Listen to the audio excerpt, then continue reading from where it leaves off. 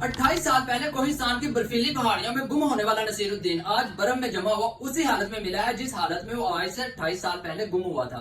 दोस्तों, उसके अहले खाना, उसके दोस्त और उसके हम उम्र के जो लोग हैं उनके चेहरों पर झुर्रियां पड़ चुकी हैं और कुछ इस दुनिया से गुजर चुके हैं।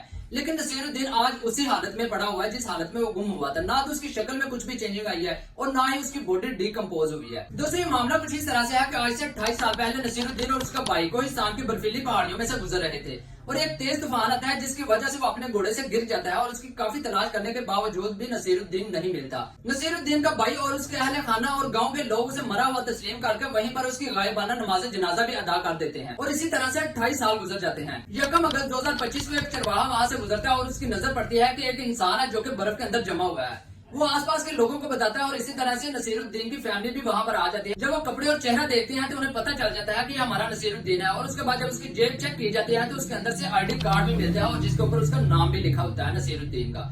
तो दोस्तों, ये जो इन्वायरमेंट था इस तरह से क्रिएट हो चुका था कि यानी कि कुदरती तौर पर ये जो डेड बॉडी है वो प्रिजर्व हो चुकी थी। यही वजह है कि उसकी शक्ल ना तो कुछ भी चेंज हुई है और ना ही डिकम्पोज हुई है। तो दोस्तों, वो अल्लाह ताला जिसने ये इन्वायरमेंट क्रिएट किए हैं उसके लिए कुछ भी मुश्किल है कि इंसान को दोबारा जिंदा करना या फिर हमेशा हमेशा के लिए महफूज करना।